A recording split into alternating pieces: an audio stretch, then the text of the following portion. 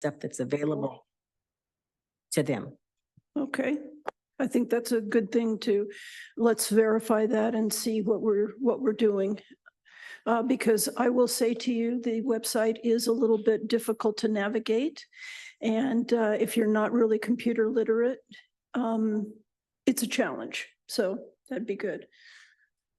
I have two interests. One is just providing a space where we can hear from folks who live in mobile home communities in Oceanside.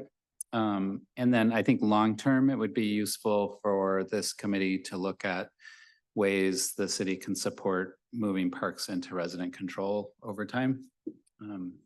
Okay, resident-owned parks. Mhm. Okay. Yes, because that is part of the mission statement, the charter for the city to help to have, and we don't have a resident-owned park at this point. So Amazing. okay.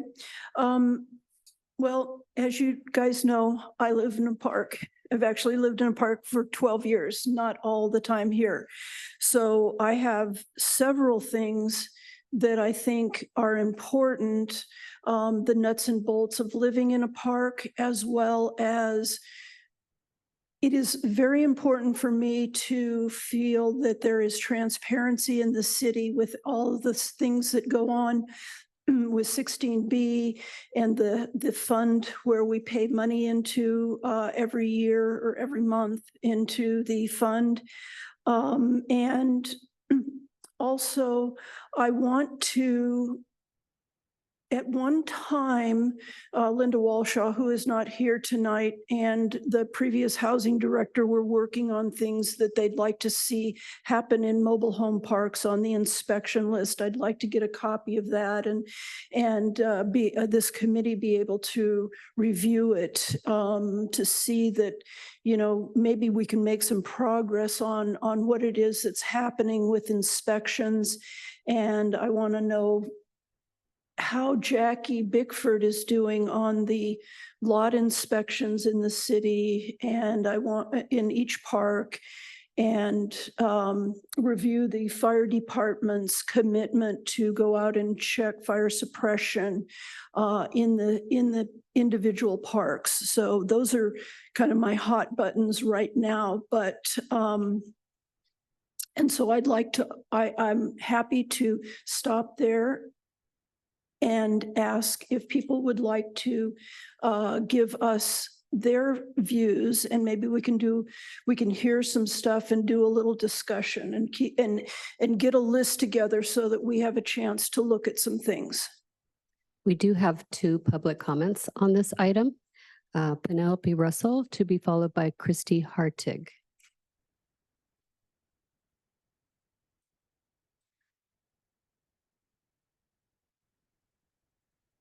Can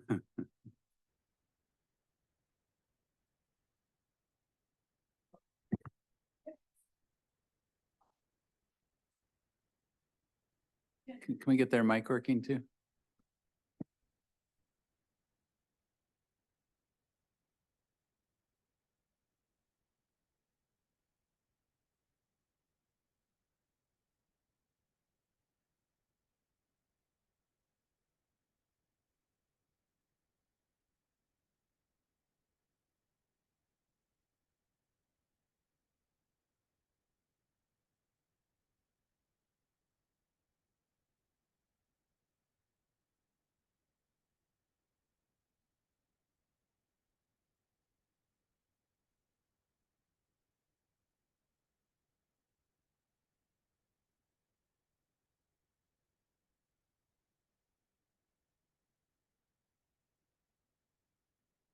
Hello? It just took one little switch. Okay, my name is Christy Hartig, and I'm currently the Vice President of the HOA for Laguna Vista Mobile Home Park on El Camino Real. First of all, I'm really super excited that this committee has been put together because a lot has happened in the last short years in regards to mobile homes that have been neglected. And we need to get a more punch against the owners that are going against the 16B, find little things to go around. I mean, we were the first park to bring in an NOI, which just threw everybody off because when I received mine, I thought it had something about notice of intent. And I had no idea there was another NOI in this world. But one of the things that has come to light in our park is our lot lines. And there is a controversy on a certain space. There's a lot line that was moved by the manager because his whole thing was that he could do it. He can do whatever he wants. And so long story short is that it's not been resolved. Everything points to where there should be an official survey. Some gentleman came out from that the city has used in the past, but he was not recommended by the city, but the owner brought him in, and he turned out to be a drafter for a company that you use, and he came out and did measurements, and but it was not a true measurement. It was just using tape and flags. And that was it. And he just started at one point that he thought he should start at. So lot lines is going to be something that is going to be a big issue because people are adding to their mobile homes, patios and stuff. So there's back lot lines are supposed to be in the back, front lot lines. And we're already having trouble with the front lot lines. So I can only imagine what's going to happen on the back lot lines because of grass and just everything that has gone over it. So that is something that we would have to really look into. And I think on the inspection that every lot should be inspected, not just go down and look at 3 or 4 of them and say, hey, that looks good. And pass the park that way. Thank you.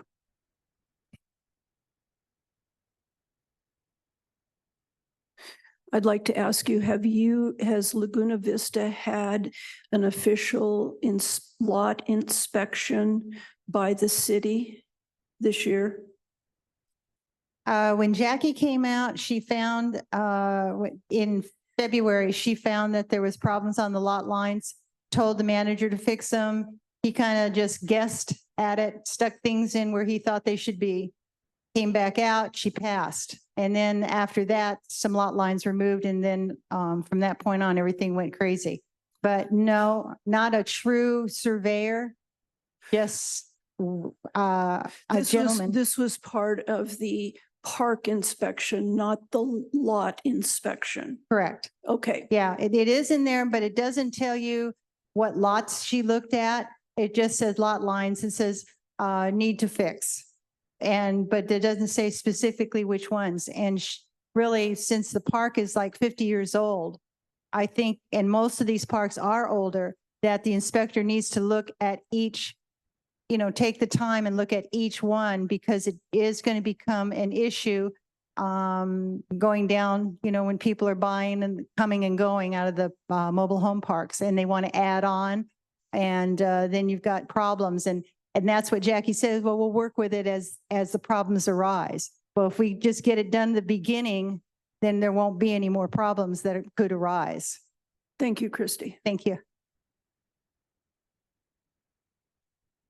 Penelope Russell. Hello. I'm Penny Russell, and I'm a resident at Laguna Vista. And I actually submitted some suggestions for the guidelines at the last several meetings. So I assume that you also have a copy of that. And if not, please let me know and I'll be happy to get that to you. I still would like this ad hoc committee to look into why the residents, the mobile home residents are using the family income with regards to the maximum rents versus the household income that is stated in California Health and Safety Code 52102. And that clearly calls out that it should be adjusted for household size.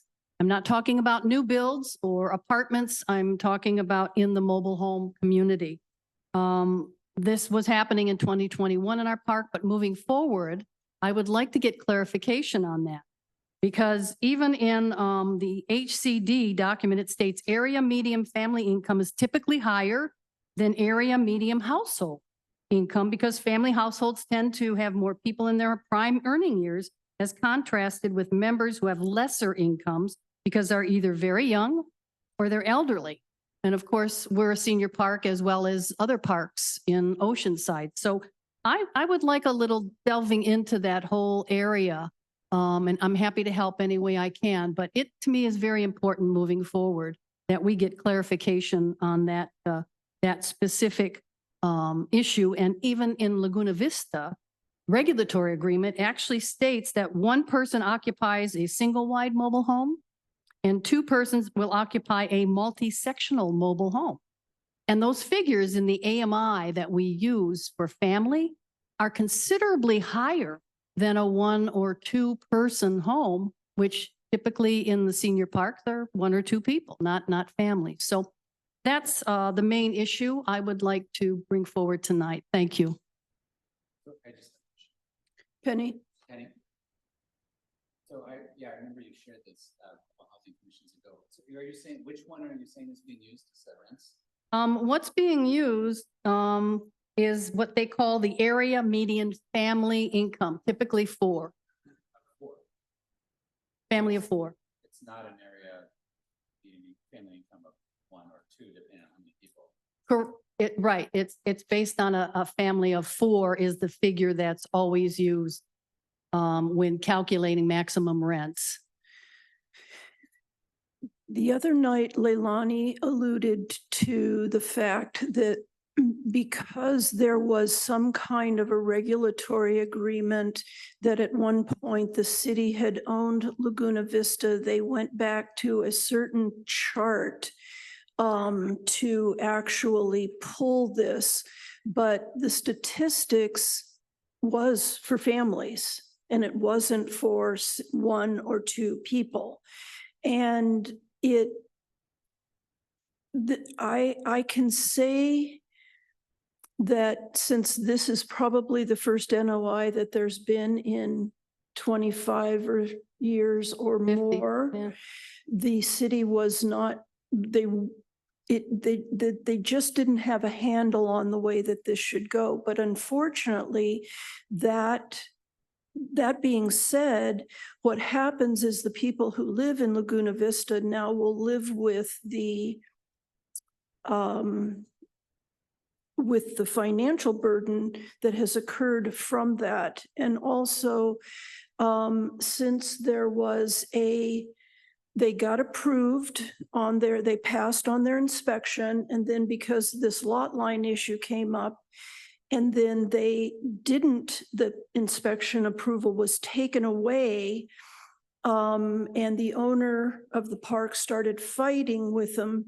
What it appears as though the city has done now is said, and you'll have to tell us, so we'll know, is if your rent, the increase has been on your rent statement as of the 1st of September, because it appears as though the lot line issue has moved into code enforcement as opposed to on the inspection list. So we'll have to see what that is. I don't know if you've gotten your statement yet or not, but that's something that we would want to look at also as a way as to whether or not we were solving this, how this was going to be solved. So to everybody's benefit, not just one party or the other. Right.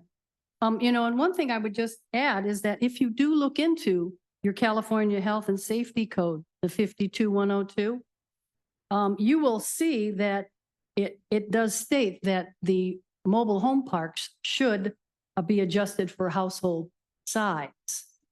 So we can still talk about the NOI, and I know that we're looking into that. And yes, Leilani explained some things that made a difference the other night, but I still see this as an ongoing, moving forward issue for clarification, if nothing else. So everybody knows what they're dealing with. Yeah, what it is and what it's based on. And so we are sure that we are in, and I know we're in compliance with our rents, and we had a conversation.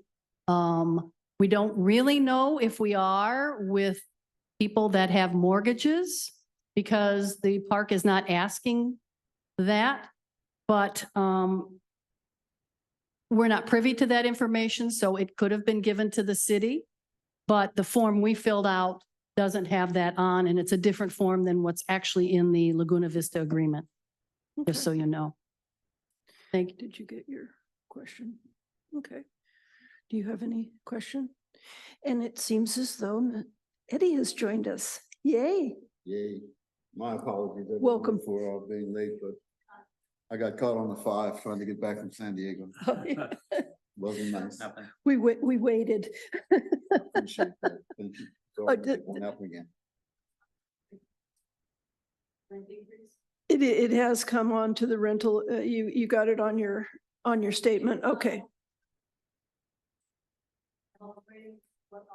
I can't hear you. It was on all three, on July, August, and September.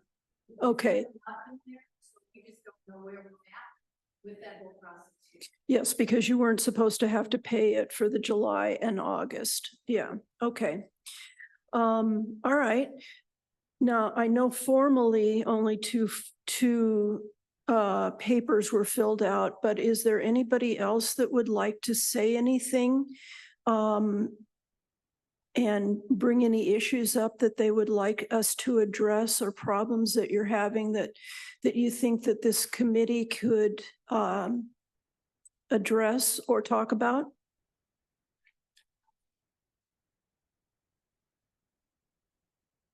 Is this going to be a short meeting? Oh, well, come on down.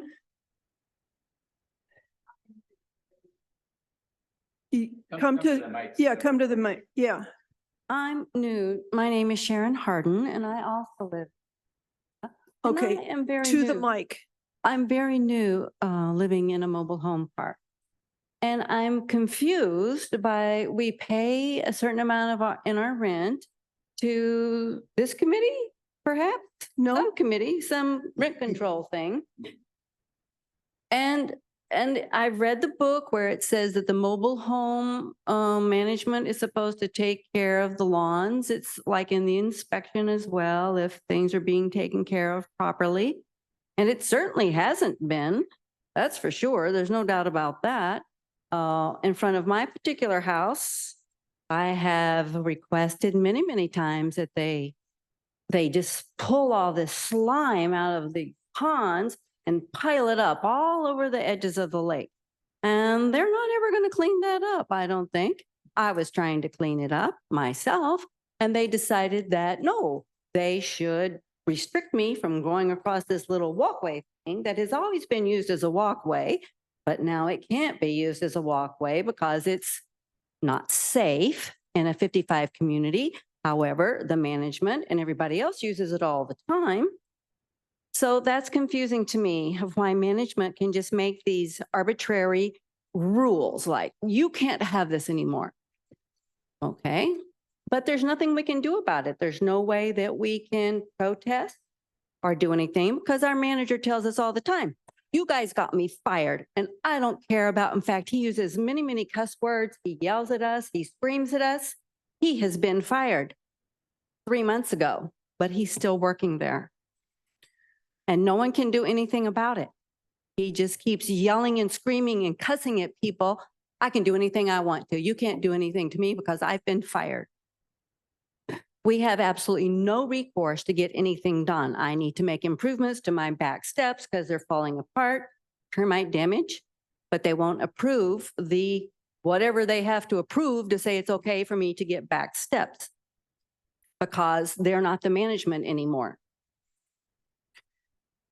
So it's very confusing to me how a person can live in a place like this where you have no control over anything. You're simply there, you have this house and you have no control about what happens to the area where you live. Your driveway belongs to them. Your little cabinet thing where they keep all of the meters belongs to them.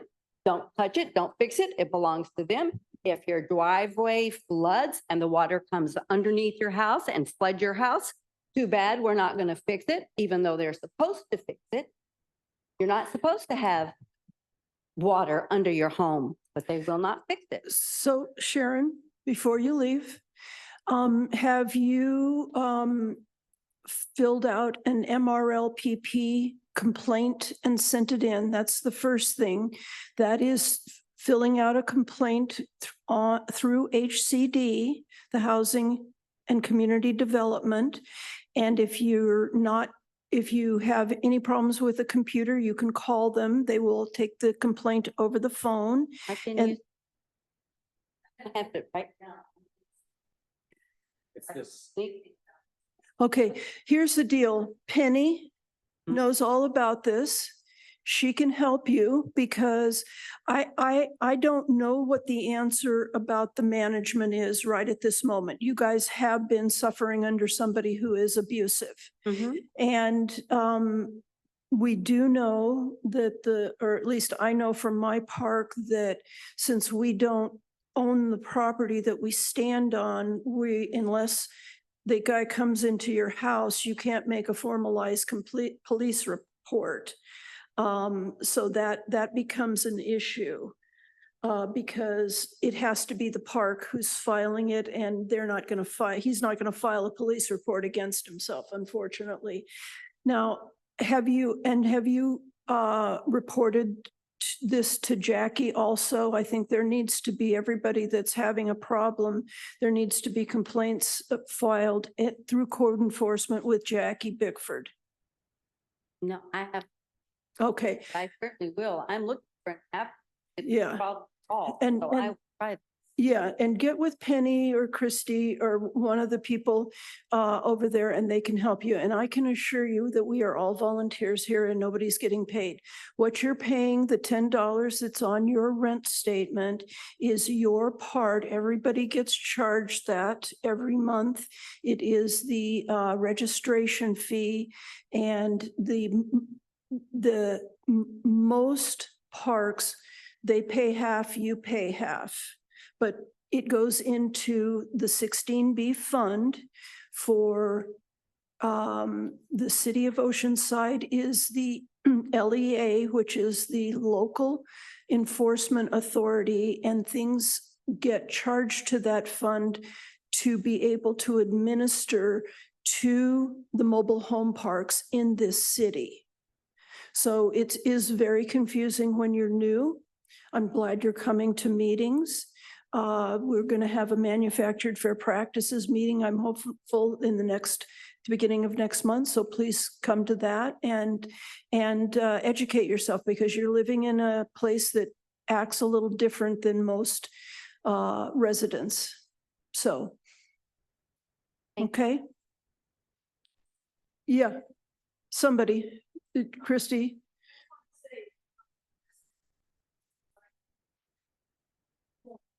The MRLPP,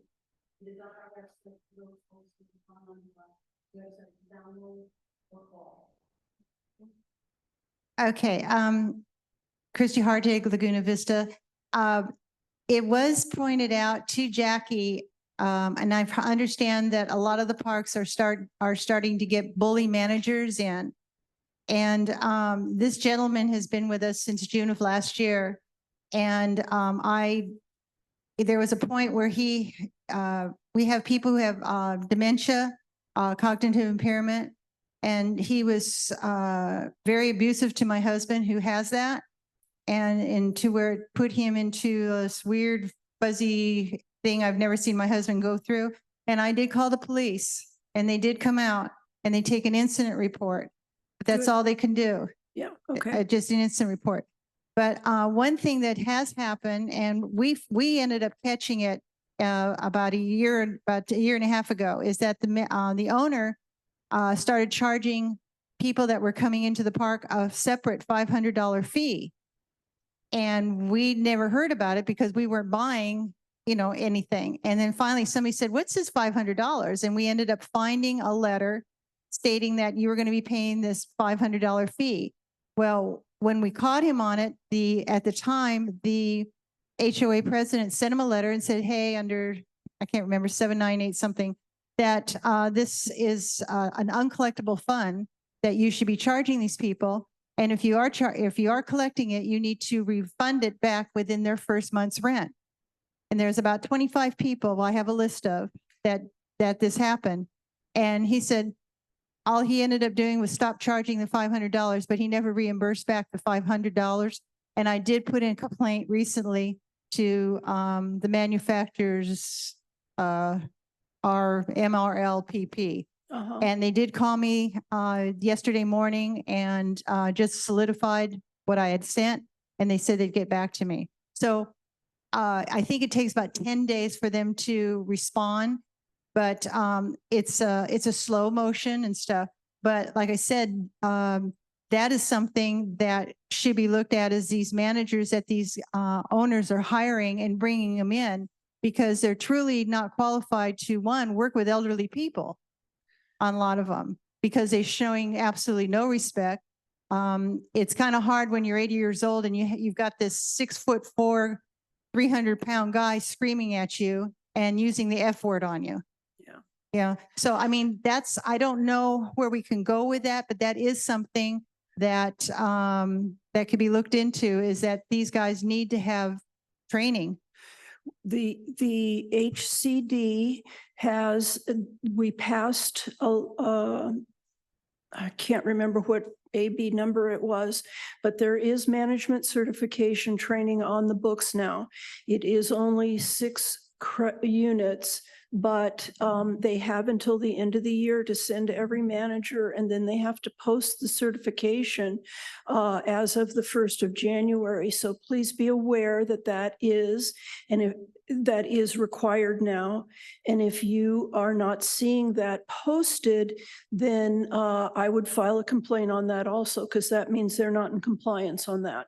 Well, also let you know, when Jackie was out there doing the thing in regards to this movement of the lot lines, she did see the manager's wrath. So she knew what we were up against. Okay, so it's been witnessed. Yeah. Okay, good. Well, not good, but yeah, I have a question. yeah. Hang on, Ellen, hang on just a second. I'm sorry, I know her. For Chris- Chrissy. I have a question here. So what you're saying is you have a $500 fee that's been imposed by the management. Is this somewhere visible on your statement, and does it explain what the $500 fee is for? It just says it's a processing fee, but there- it's When they just, bought it. yeah, When it's they just, first yeah. bought the place. And it's just an extra processing fee, which goes to his management company. It's payable to his management company. And that was one of the things we were trying to get through the NOI, is that this man has different entities that he's all involved in. And and because of that, it looks, he kind of skates through. It doesn't look like he's really collecting it, but he is. It's just another little checking account balance that he has over here of the $500. But he never reimbursed back anybody in their first month's rent on it. And it was a fee that when we caught him and told him he could not collect that, he stopped it, but he never reimbursed it back. And we asked him to reimburse it back.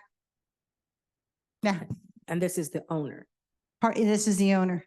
Thank you.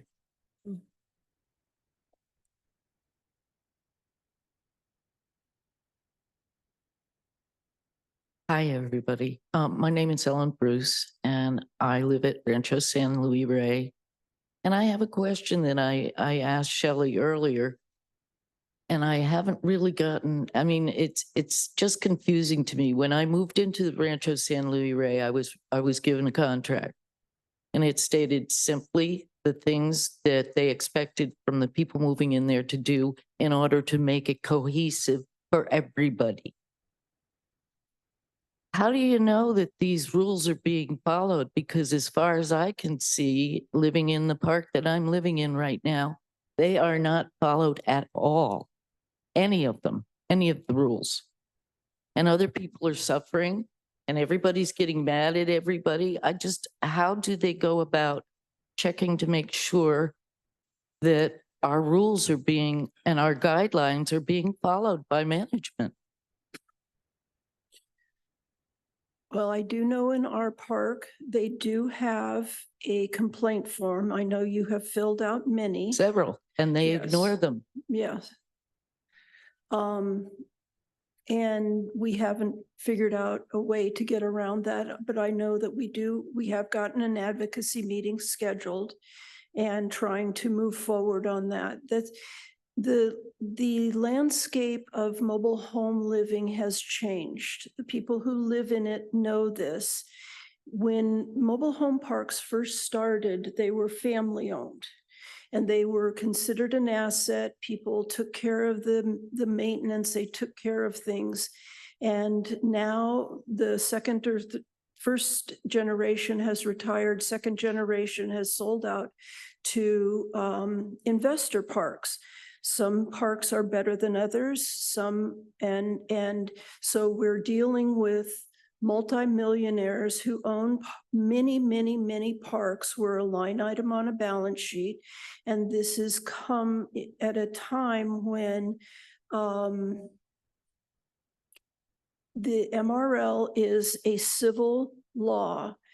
And before, you could actually think that you could go to court and maybe have a chance of winning. But if you have somebody that has deep pockets, there's no way for for a homeowner to actually prevail. So I understand this, Ellen, and you have been heard. I So, know, I know you know. yeah. And I think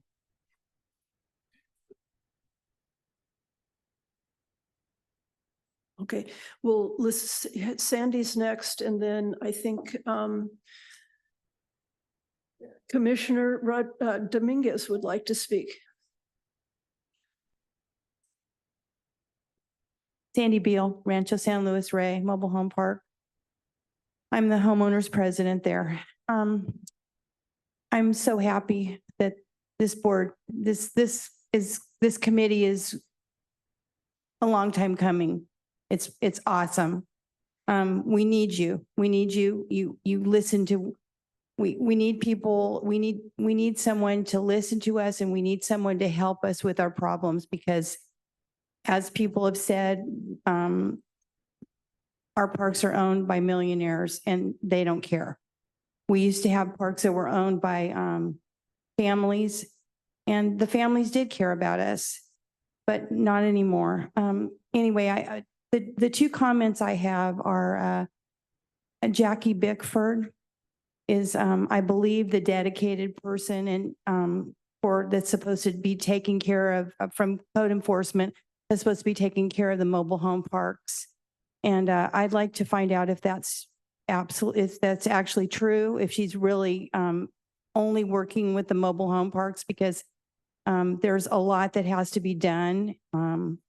And I have a feeling that maybe she isn't only working in the parks. I don't know though. And the other thing is, I was happy to hear that Shelley mentioned about the MRL training. Is there any way that this committee could do or have any way to check on that? Have any way? I mean, you said that it has to be, they have to put something up or they have to post it when they have training. Is that correct? Is there any way that this committee could check to see or be sure that they actually get the training? Because my feeling is they're not going to do it. I think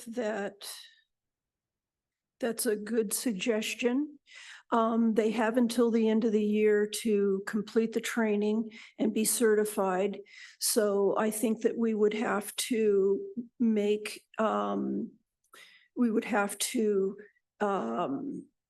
because I think what's going to happen here is we're going to have some discussion so that we can direct housing and hopefully the manufactured fair practices ad hoc committee that has been formed to be able to direct the city to do some of these things. We're going to find our way as to how this is going to actually trickle down, but we actually need to guide. That's what we're here to do. We're here to listen to you and then to guide people who have more authority than us. But I think this is a really good thing. Yeah, thank you.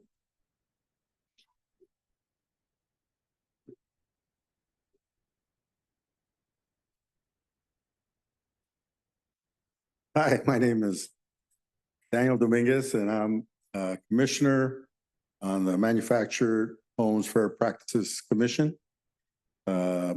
The commission is the one that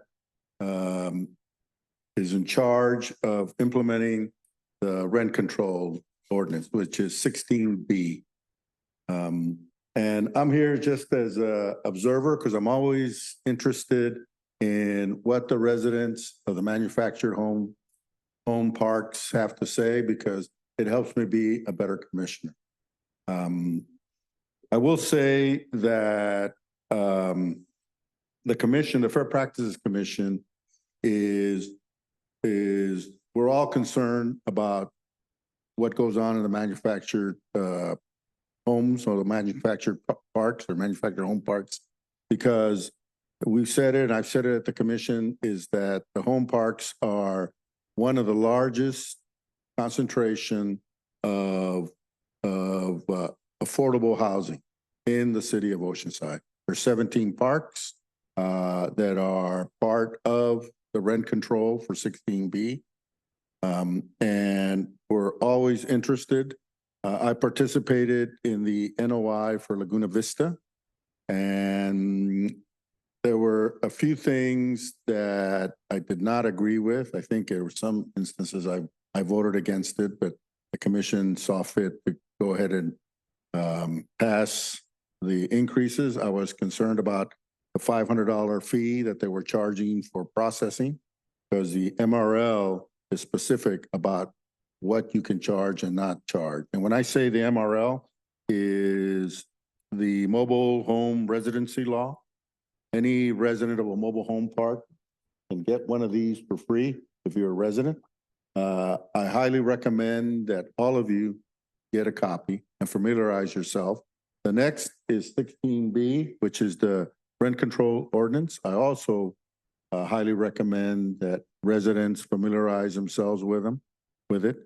A couple of things that I'm working on, or the commission is working on, is we're trying to get a communication method from the residents to the commission. The commission, the Fair Practices Commission, doesn't meet on a regular basis. We're trying to change that to be at least quarterly, if not more. And we're trying to get a communication method for the residents to communicate with the commissioner.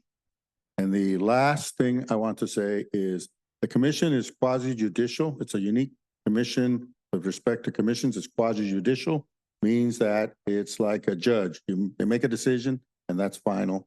And I encourage people to show up at the Fair Practices Commission, especially if you're in a mobile home park. Thank you. Go for it. Thanks. Yeah. I have a lot to learn here, so stop me. But thanks for coming. I was actually sorry. Thank you for coming. I was actually going to reach out because as I was getting ready for this, I was reading the Coast News article, and you had said in there that part of the your commission's purpose is to ensure the owners have a profit. And I've just never heard of or seen a government agency charged with ensuring profitability to landlords. So can somebody offer me background on that? Like, has that been challenged in court? I don't think the Constitution authorizes it. So I'm just curious. The ordinance for rent control was passed in the mid 80s. I think it was the early 80s. And it's been in effect for over close to 40 years or over 40 years. And been challenged in court a couple of times, but it's withstood the challenges. And it is, but the commission has a limited authority, and it's really, we're bound by 16B, and basically it's very prescriptive.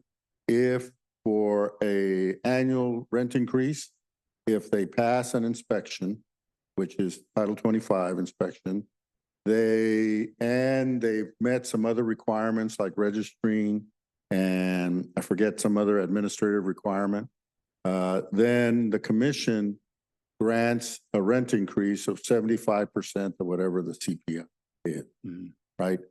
We don't have a lot of leeway to look at profitability or, you know, what the impact is of this rent increase. It's just they meet their criteria, it's 75%.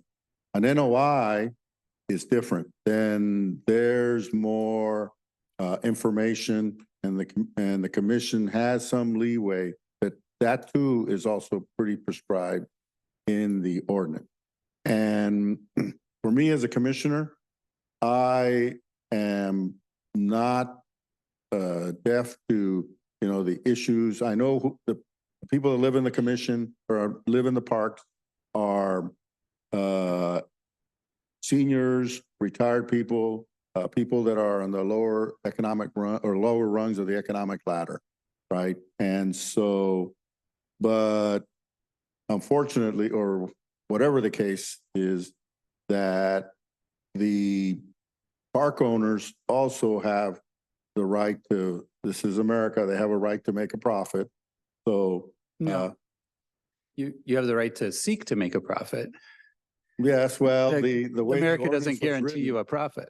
Well, the way the ordinance was written, as I said, we don't have a say as to what, whether, you know, if they were profitable beyond the wildest dream, it doesn't matter. Okay. Is the only thing we look at, if they meet all the criteria and what was the CPI, and they get 75% of the CPI increase regardless.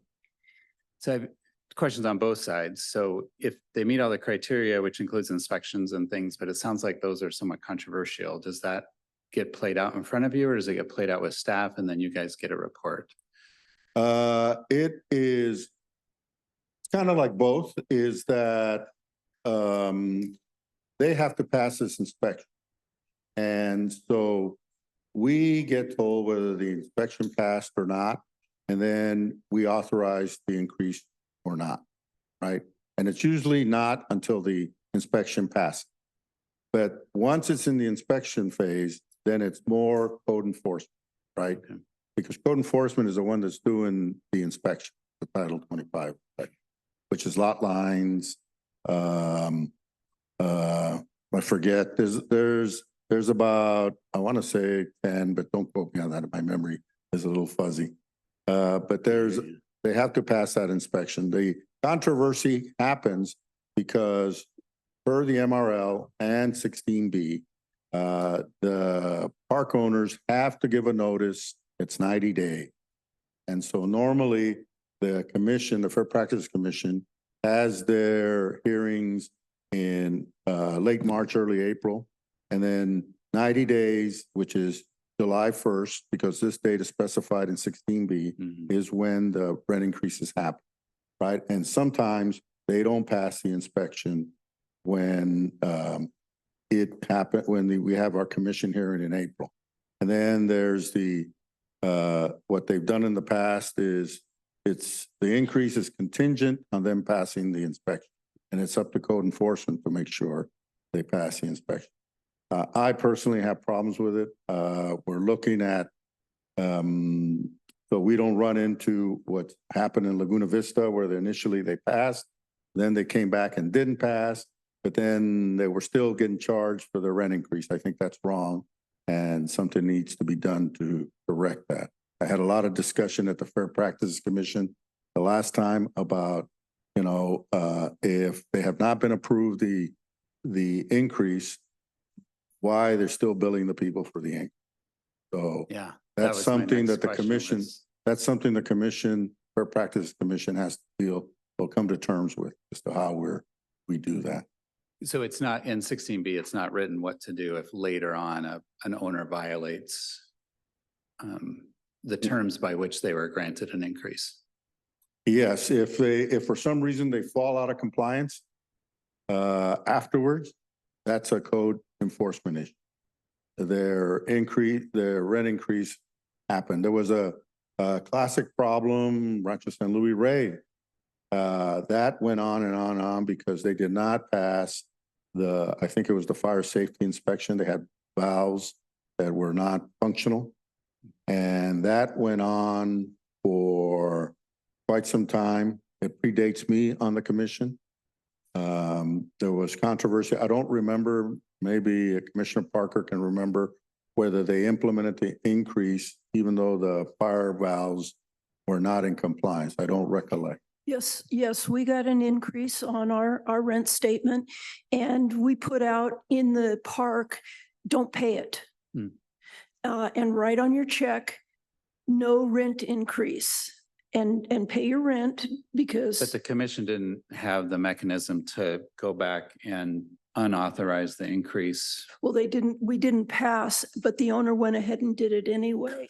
And the attorney got involved and there was a great deal of back and forth and we just didn't pay our rent. Now you don't pay the increase, you don't pay your rent, you can be evicted, okay? But we didn't pay the increase, but we paid the base rent, so they couldn't do anything with us. But not everybody got the word out and they didn't get approval until September 11th and they continued to charge. So it was knowing the MRL, knowing what is going on is our greatest power in a mobile home park. To stand up and say, no, you can't do this. And can you say, just for the tape and the record, where folks can get that MLR? Is that from HCD? They're, Turn it on the back. I think it's from the Senate Select Committee. yeah, it's from the Senate, mobilehomes.senate.ca.gov. Okay. If you go to that webpage, they were very, very helpful. If you go to that webpage, someone will answer the phone. First question they ask you, if you live in a manufacturer or a mobile home park, and if the answer is yes, they'll send you a copy free of charge for the MRL. And every year it gets updated, so you should get one every year. When I called, they asked me if I lived in a mobile home park. I said no, but I said I'm a rent control commissioner for the mobile home park, and they sent me a box. I requested, I think, about 7 of them for the other commissioners on the Fair Practices Commission. So I got the MRL for the other commission, and it was all free of charge, no postage, nothing. They just mailed it. And you can download it, so you can. Yeah, no, Yeah. I just think it's great advice that Yes. every mobile home park owner should have one of those in their. You know, That is correct. And they should also familiarize themselves with 16B. Yeah. 16B has certain issues that people don't like or it's dated. Like I said, it's 40 years old. But I'm always caution people about trying to change something, because if you open up for change, then it's like a party. You might have uninvited guests to your party, and you might have unintended consequences. So it's just my caution to on that subject. Understood. I'd still, Terry, love to hear from Director Hines, any background that might exist around this clause, providing in the commission's charter, providing for the need of park owners to receive a just and reasonable return on their property. Conceptually, I agree. I've never seen a government commission charged with that. So I just think that opens up all kinds of things that I would, but there's probably background on why it's there. So I'd love to hear that. Well, it's prescriptive what their profit is. It's always 75% of the CPI. For this Unless it's city. Yes. It is different in other cities. If there is rent control, if there is not rent control, is like the Oh, Wild oh, yeah. West. But when this was written, the theory was that they wanted park owners to actually make a profit. They didn't want them to go bankrupt, because if they went bankrupt, they would So, dispossess all these people. Now, I will say to you, I've thought a lot about this.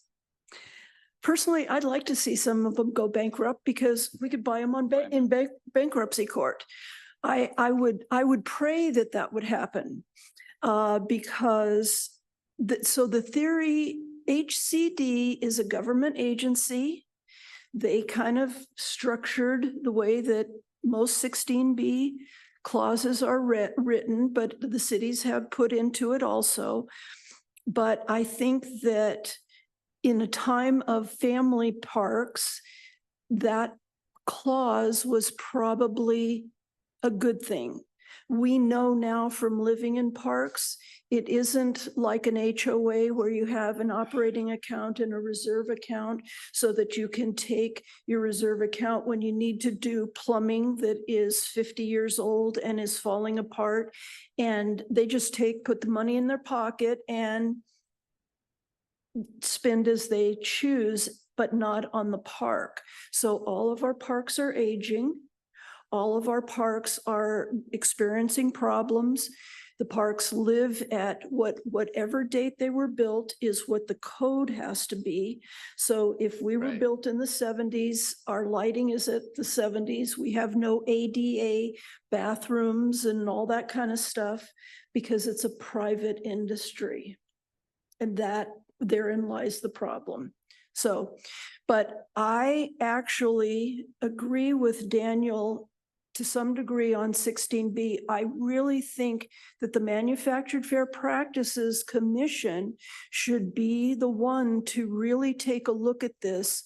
We need to drive the problems to you, and you need to be able to figure out how to solve them in the 16B.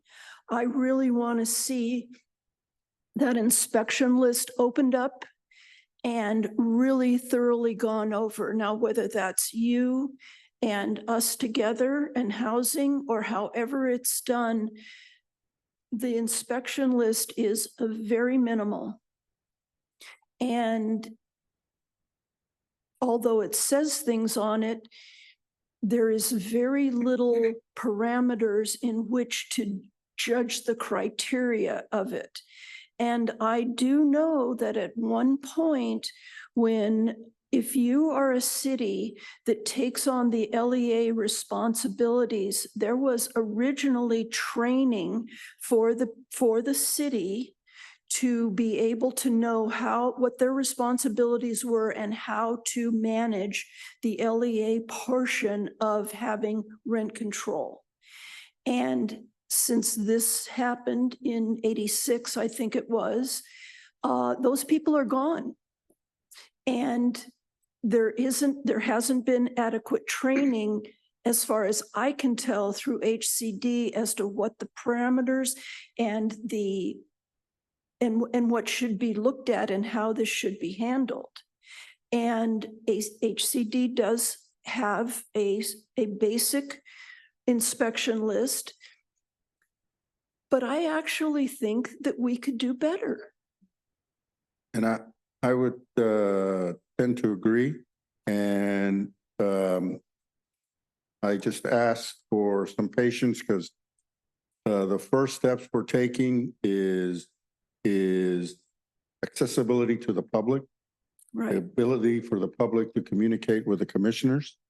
And 2 is more frequent commission meetings. So that's where we're starting. And from there, hopefully it'll be like a great horizon. Things will open up like the parting of the Red Sea. So Thank you, Daniel. thank you. Okay. I like this discussion. I don't know about you. Yes. Come on down to the microphone.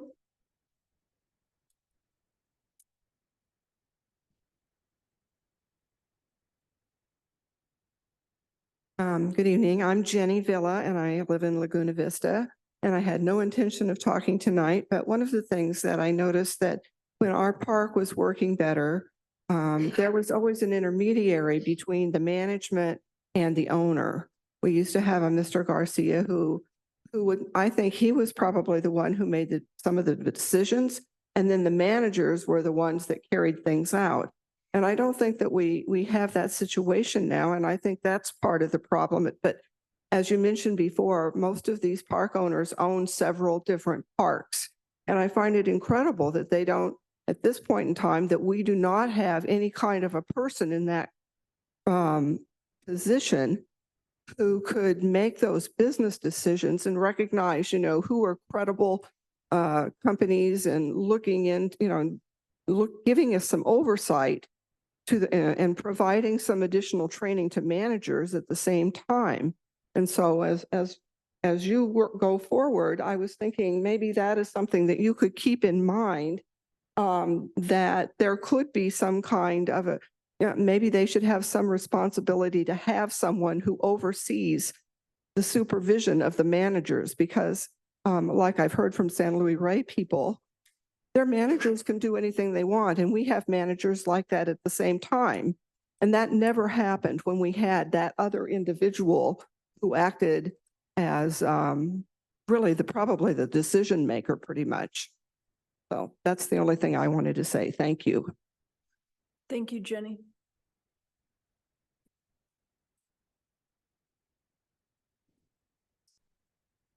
Mrs. Dominguez, thank you for all of your comments. I'm listening to everyone here, and yes, the problem is that there's a communication somewhere that's missing. And if the people know, the people will come.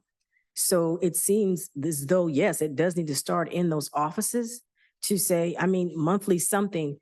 What about the people who do not speak English again? People who do not have access to internet, people who do not know that these meetings are going on. They've got to be told and be aware of it so they can be here to voice their opinions like all these people tonight. So I applaud you for that. But there's got to be some change in that too. Communication is really the key. And Commissioner Dominguez, I would also like to say that during COVID, we did have access to Zoom meetings where we could speak. And that when COVID went away, thank gosh, but that access also went away. So maybe it was because it was an emergency situation, but I would like to see that the people who cannot actually drive to come to a meeting or have problems or whatever could actually attend and speak through Zoom. So just FYI. Is there a city restriction on that? I was surprised that didn't exist. Yes. Well, we've asked for it before, and it said, and we were told that I think that there's a Brown Act violation, but if all the commissioners are here or at a meeting and the public is the only one, the commissioners are not attending through Zoom, then I guess I need a little further explanation as to why that's a Brown Act violation. There was a law passed during COVID that it was not required for all the commissioners to be in-house, nor was it required for participants from constituents to be in-house. So many of the commissioners Zoomed in from home, so did the public. Gotcha. But that was repealed at some point. And so now we do have this meeting available to view and listen to via a Zoom webinar, but they cannot participate. So would it be possible so this was a city regulation or was it a state regulation that was available? It was a state regulation. Yeah, it was the governor. The governor did. Okay. In our city, could we actually enact something that said that the commissioners needed to be in attendance, but the public could Zoom in and comment because of, challenges and that kind of thing, the seniors and handicap and everything like that. Is that something that could be written into the city ordinance? As far as I know, what would need to happen is when you all make your recommendations to the Housing Commission as to what you'd like to see happen, Uh-huh. that would be one of them. Okay, Those things then go to council and they're voted on at council. okay, good. Good to know the process. Okay. Come on up to the podium, please.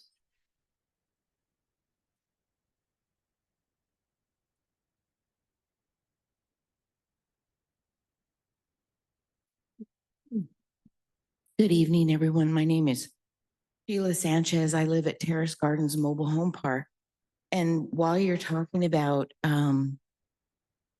easier access, not only to come to these meetings, Ms. Webster, I totally agree with you. We got to get the word out.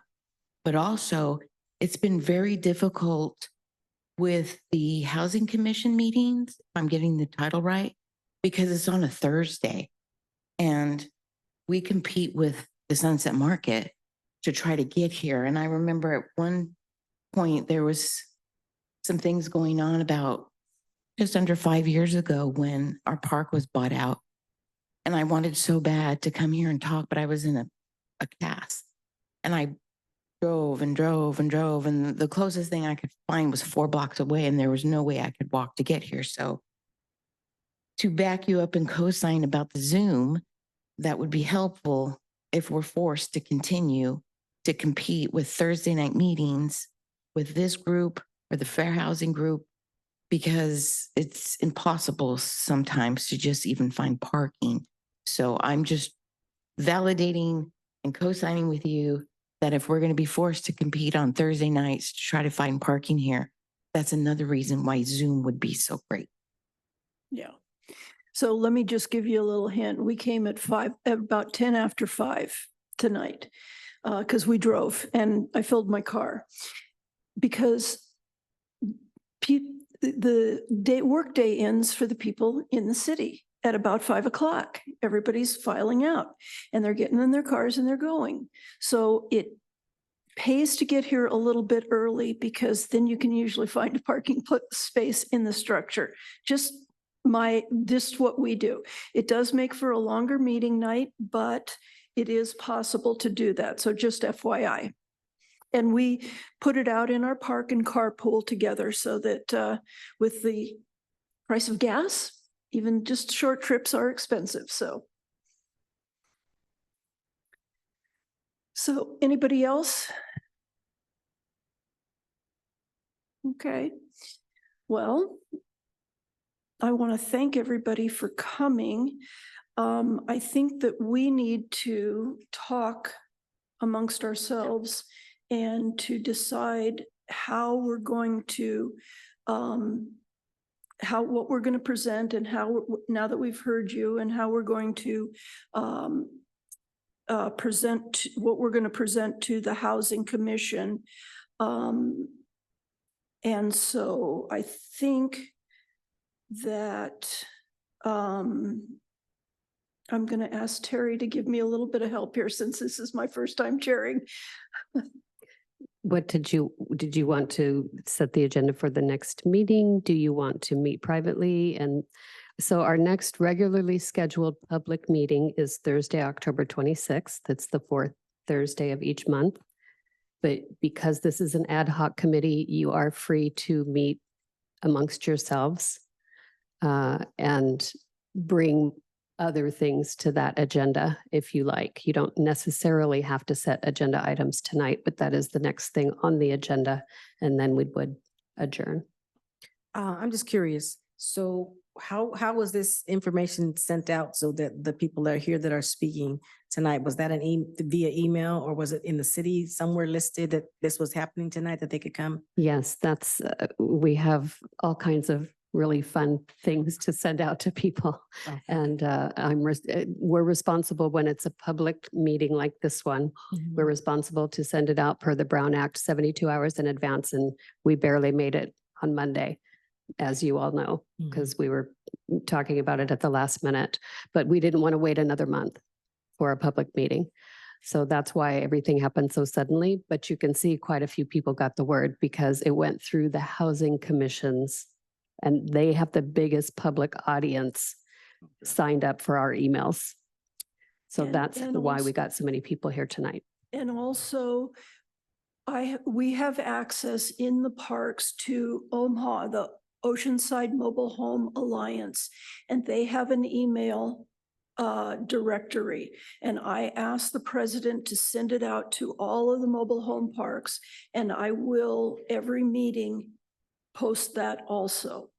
So so every park that has a representative will get this information so that they can come to them. And we are encouraging people to come to this meeting, come to housing, and come to the manufactured fair practices. On my long list of dumb questions, do any of our parks have resident councils or? Oh, sorry. Do any of the parks have resident councils or? Like an formal HOA or yeah. Elected? I mean, I know some of them do. Okay. Yeah, I can speak for my park. In Laguna Vista, we have an HOA. And we also have a GSMOL board, so Golden State Manufactured Golden State Manufactured Homeowners League. So we have the ability to hear complaints.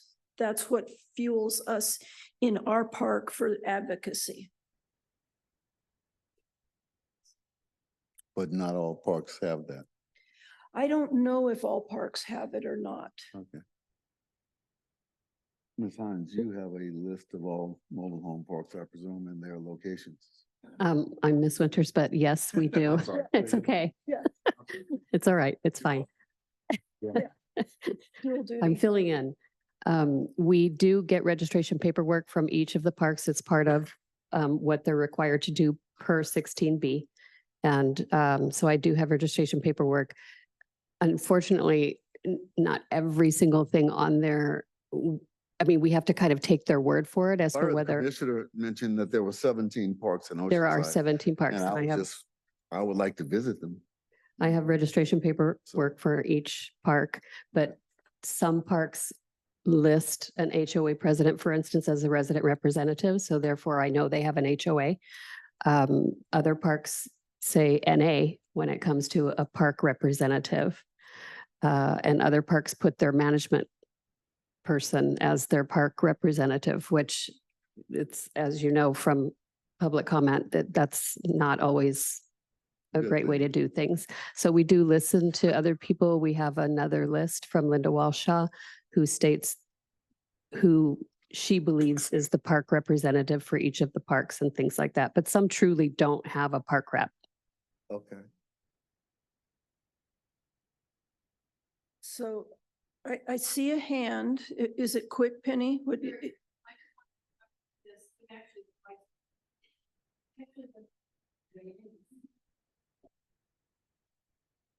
I was remiss. I'm actually the vice president of OMA, which is the Oceanside Organization Homeowners Alliance. And yes, we did distribute and we will continue to distribute to our members. We've got about 150 in different parks. And to answer your question, not all parks have HOAs. They may have a representative. And I know Linda's group, MAC, has some. OMA has others. And someday they might be able to come together. But right now we kind of maintain our own lists. So, and I'll be happy to send that in. Okay, thank you. So Terry, do you think that you could send to the committee members all of our contact information so that we might be able to get together to have, I think I would like to be able to have a meeting so that we can kind of come together and discuss some of the things that we've heard tonight and go out and have a cup of coffee or a piece of pie or something like that. So is our charge is prioritize and come back within 6 months to the housing committee? Yes, I agree. We should. No, our charge is to prioritize what this group will look at and bring it back to the housing commission, Right. who has to say, yeah, you guys look at that. You can make reports at each housing commission meeting and then a final report is at the 6-month 6 mark months. when this Okay. would be finished. That's kind of how that can go. I can put it on the agenda each month for housing Okay, and Commissioner Parker would make the report since she's the chair. so, but yeah, if you could get us all our contact, then we can kind of figure out what our schedules are and we can, So you all have each other's email addresses because I've been emailing all of you. okay. And so you saw that. However, you also have a roster. And if you don't have an up-to-dated roster that has our new Commissioner Bickham on there, please let me know. I'm happy to send a new one out, but it has everybody's phone numbers, addresses. But it only goes to you. It's not Right. something that gets distributed to the public. So can I send out some dates and we can see what we can do? Yeah, and I'm wondering if we can at least stay for our next meeting, because we do have these monthly meetings set. It would be helpful to me to have some more education about the inspection process, since that seems fairly critical and not potentially always smooth. I'll let you know that the Manufactured Home Fair Practices Commission is being postponed from October 5th, which is its normal, it's usually the first Thursday of the month, to the following Thursday, October 12th for this particular month. And I will notice everybody on that. But at that, there is going to be another presentation from code enforcement regarding the health and safety inspections of each of the parks. And how they do them and. It might not be how they do them, but I can certainly send you the form. I've already written it down because you asked for me to send you the form. So I'm happy to send you the actual inspection checklist itself. That would be great. And I, what I time? think it's on our website already, Okay. but I'll send it to you just for convenience. And the 12th, what time is that meeting? 6?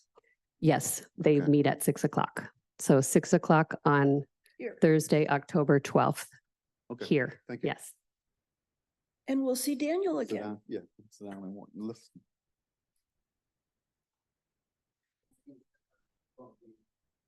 Take another public comment? Yeah. A couple of things is the inspection checklist is on the Fair Practice Commission webpage. The status of those inspections is also on the Fair Practice Commission. So you can see the inspection list, you can see the status of what the 17 parks, whether they passed the inspection or did not pass the inspection.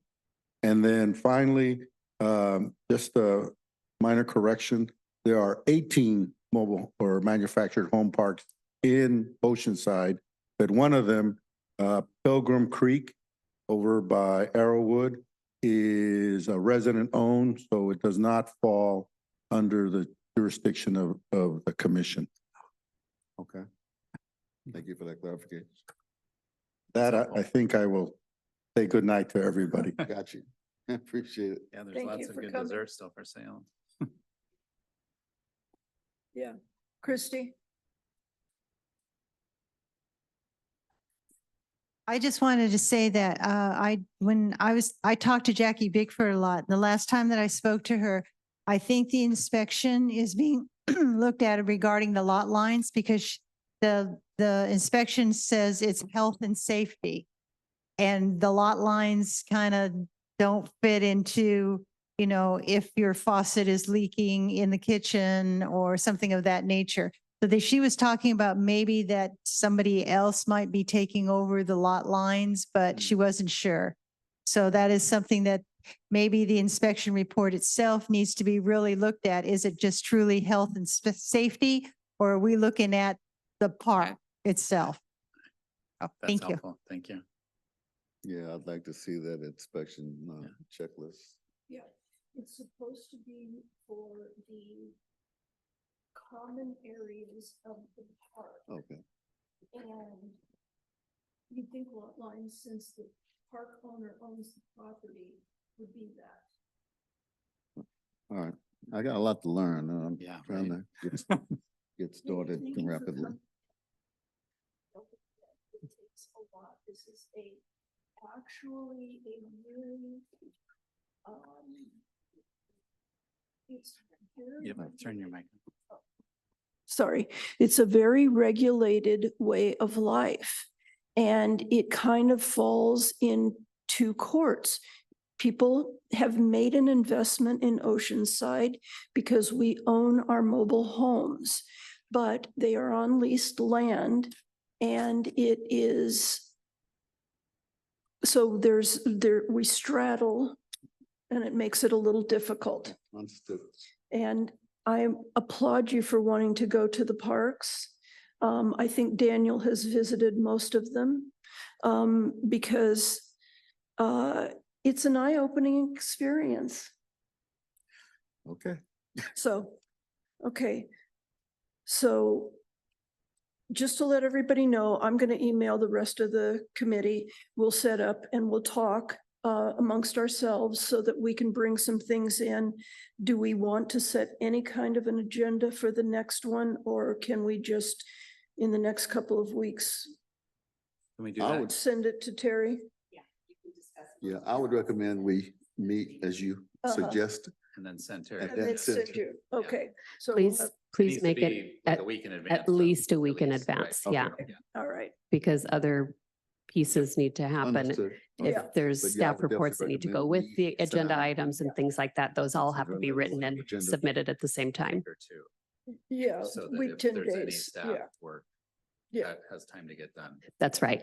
Because usually there's staff reports or presentations or something that need to be done once we find out what items you want to talk about. Okay. Okay. So Thank you, Terry. we need to have time. Yeah, get on the stick. That's right. Okay. So you stole my gavel. So oh, wait, Pound it's, it. okay, wait. I'll I pound it guess when you say. one more Okay. quickly. And we'll call this meeting to the end. That's okay. Is this on? Uh-huh. Hi, Betsy Stokey, Laguna Vista. And your capes will be coming in the mail. So we appreciate you so much. And it's obvious up to this point that the things that we've been dealing with have gotten our foundation so fragmented. Things are slipping through. Yeah. My bottom line is the word respect. I don't think your time, each of your time, as well as our time, is so important. And I don't think you're getting the respect, nor are we, from these homeowners or from these property owners. And that's what we need to let them see. It's like, no, I don't think so. Y'all are stepping up and we're behind you. So we appreciate you. Thank you. They say meeting's adjourned. Yeah, say meeting is adjourned.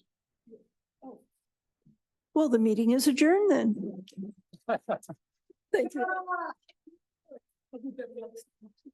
Oh, that's great. Is there a good day or time for you? Generally during the day, I work at home, so I'm able to get down here really quickly, easily. And, okay, and I can also head up that way. Wait, I'm at Natural Center. that's by the admission. Oh, okay, okay. So, but you're. I'm downtown, but I can drive, so. I need to. So next time, Commissioner Parks. Yes. I just randomly placed you. No, and as soon as like she did that, I'm like, I saw on this thing, I'm like, I think this is the chair's screen, right? Because it has who's talking and, yeah, I was, and then, but it would have been awkward at that point to say, let's shuffle chairs. And I also already sweated on mine, and, didn't seem very nice. I'm friendly.